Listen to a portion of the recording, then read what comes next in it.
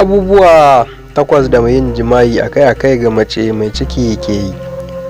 Ba tun yanzu ba za ka ji mutane na cewa yin jima'i ga mace mai ciki na kawo wannan ciki matsalar gaske, wanda ya sa a duk lokacin da mace ta ɗauki ciki sai ta rinƙa ƙauracewa mijinta saboda tsoron kada ta samu matsala.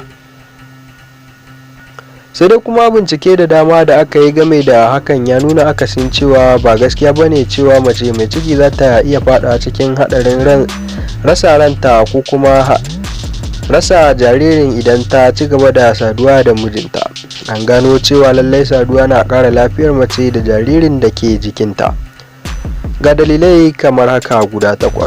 Dalili na farko, jima'i na rage wa mace mai ciki yin naƙuda mai tsawon wajen haihuwa, sannan na rage jinya bayan an haihu.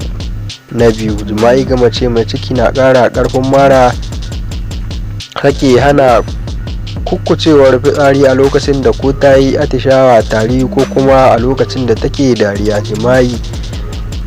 Dalili na uku, jima'i na taimakawa wajen kwantarwa da mace mai ciki hankali.